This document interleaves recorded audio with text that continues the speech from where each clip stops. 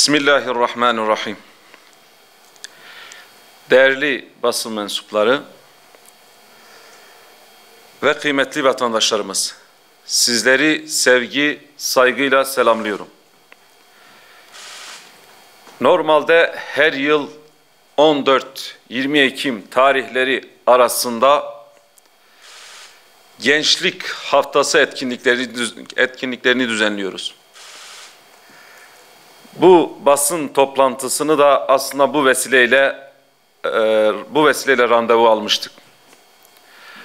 Ancak Filistin'de yaşanan gelişmeler olunca bizim de her yıl geleneksel hale getirdiğimiz Gençlik Haftası programlarımızı Filistin davasını anma, Kudüs'ün davasına destek verme, Aksa tufanını gerçekleştiren mücahitlerin yanında olmayla ilgili biz de etkinliklerimizi Filistin davasına, Kudüs davasına evirdik. Filistin'de ne oluyor şu an? Gazze'de ne oluyor? Kudüs'te ne oluyor? Çünkü şu an Gazze abluka altında. Elektriği, suyu kesilmiş. Oraya adeta Gazze açık bir hapishane, hava hapishanesi duruma gelmiş. Bu yönüyle biz de en önemli gündem olarak Filistin'i gündemimize almaya devam edeceğiz. Her zaman olduğu gibi bugün de yarın da Kudüs davasına sahip çıkmaya devam edeceğiz biiznillah. Değerli basın mensupları, Filistin davası bir Arap-İsrail davası değildir. Filistin davası bir Filistin-İsrail davası da değildir. Filistin davası ümmetin davasıdır.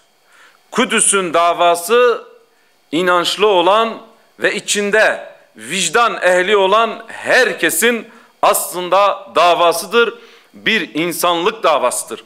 Bugün Filistinli kardeşlerimizin Mescid-i Aksa'da başladığı Aksa tufanı hareketi aslında bir ümmet hareketidir.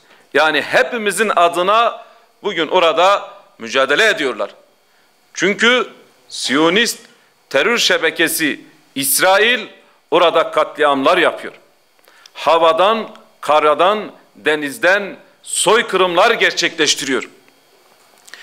Siyonist rejimin yaptığı bu soykırımlara karşı duran Aksa tufanı hareketini buradan selamlıyoruz. Ve biz her türlü onların yanında olduğumuzu göstermek istiyoruz. Hüdapar Gençlik Politikası Başkanı olarak tüm hür gençlere şu çağrıda bulunuyoruz. Sevgili gençler, bulunduğunuz her ortamda Kudüs davasını anlatın. Kudüs bilincini oluşturun. Keskin kalemlerinizle Kudüs davasını yazın. Şiir yazan kardeşlerimiz Kudüs'ün aşkını defterlerine, notlarına nakşetsin. Bugün artık bizim için her alan, her ortam Kudüs davasının bilincini, Kudüs davasının şuurunu oluşturmak olsa gerek. Çünkü Kudüs davası ümmetin namusudur. Kudüs davası ümmetin kırmızı çizgisidir. Filistinliler aslında bugün Kudüs davasını savunurken kendi adlarına değil bizim adımıza da Kudüs davasını savunuyorlar. Bu vesileyle onlara yürekten teşekkür ederek onları selamlıyoruz. Her ortamda, her şartta onların yanında olduğumuzu da bildirmek istiyoruz. Kıymetli kardeşlerim, bu süreçte yapılan etkinlikler var. Kudüs davasının bilincini oluşturma adına. Özellikle bu hafta sonu İstanbul'da büyük bir miting düzenlenecek. Aynı şekilde Diyarbakır'da büyük bir miting düzenlenecek. Konya'da bir miting düzenlenecek ve Türkiye'nin her köşesinde Filistin'le ilgili, Kudüs davası ile ilgili yapılan tüm etkinliklere de kardeşlerimizi davet ediyoruz. ve Hür Gençlik olarak düzenleyeceğimiz paneller, konferanslar, standların da hepsinin temel teması Kudüs davası olsun diye bu vesileyle basın yoluyla bunu duyurmak istiyorum. Değerli basın mensupları, tabii biz burada gençlerimizin sorunlarını da dile getirmeye devam edeceğiz. Doğum yardımı ile ilgili yaşanan bir sıkıntı var. Özellikle 2015 yılında yeni doğan bir çocuk için 300 TL ödeniyordu. İkinci çocuk için 400 TL ve üçüncü çocuk ve onun üzerine ise 600 TL bir ödeme yapılıyordu. Ancak aradan 8 yıl geçmesine rağmen herhangi bir artırıma geçilmedi. O zaman 2015'te 300 TL ile 3 gram altın alınabiliyordu. Bugün 1 gram altın 1600 TL civarındadır. Bugün çocuğun temel ihtiyaçları olan işte süt, bez, mama gibi ihtiyaçlarının fahiş fiyatlar ortadadır. Yani 300 TL ile bir çocuğun bir haftalık geçimi bile sağlanamıyor.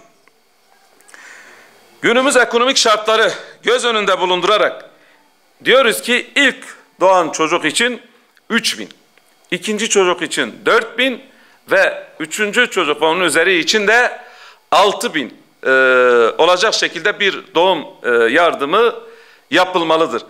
Aynı şekilde 0-6 yaş grubu bulunanlar için 254.9 TL, 6 yaş üzeri için de 127.45 TL olarak yapılan aylık çocuk yardımı için de bir makul düzenleme yapılmalı ve bu yükseltilmelidir. Diğer bir gündem maddemiz eğitim öğretimle ilgili, müfredatla ilgili yaşanan sıkıntılar. Eğitim öğretimi bir ayı geride bıraktık. Ancak servis ücretleri, kaynak kitap ve kırtasiye ücretleri, ücretli öğretmen sorunları, atanamayan öğretmenler ve müfredatla ilgili diğer sorunlar da gündemdeki yerini koruyor.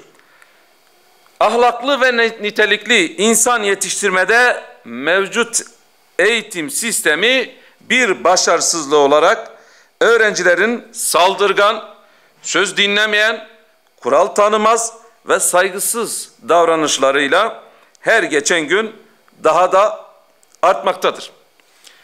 Yani 6 yaşında sıfır tertemiz bir çocuğumuzu bu eğitim sistemine teslim ediyoruz. 12 yıl sonunda bu çocuk doğru dürüst bir yabancı dil öğrenemiyor. Ya da doğru dürüst bir meslek sahibi de olamıyor. Ahlak, edep noktasında da istediğimiz seviyede değil maalesef. O zaman bu eğitim sisteminin sorgulanması gerekmez mi? Ahlaklı ve nitelikli gençlik yetişmesi için gerçekten eğitim sisteminin müfredatının değiştirilmesi gerekiyor. Tüm bunların nedeni de Batı endeksli eğitim sistemi ve müfredattır. Eğitim sistemimizi erdemli insan yetiştirmek yerine sorunlu insan yetiştirmeye devam ediyor. Bu sebeple eğitim müfredatı belirttiğim gibi tamamen yenilenmelidir. Müfredat maddeci ve tabiatperest anlayıştan arınmalı, inancımıza, medeniyetimize, kültürümüze, değerlerimize uygun bir hale getirilmelidir diyoruz. Din ve ahlak dersleri ayrı dersler olarak okunmalı. Adab-ı muaşerat dersleri de ana sınıfından itibaren verilmelidir. Eğitimimizdeki diğer önemli bir sorun da kılık kıyafet sorunu. Öğretmen öğrencilere her zaman iyi bir rol model olmalıdır. Ne acıdır ki son zamanlarda okullarımızda görev alan bazı öğretmenler uygunsuz kıyafetlerle okula gitmektedirler. İmam Hatip okullarında görev alanlar başta olmak üzere öğretmenlere mesleğin ciddiyetiyle uyumlu bir kılık kıyafet zorunluluğu getirilmelidir diyoruz. Ve hepinize Teşekkür ediyorum.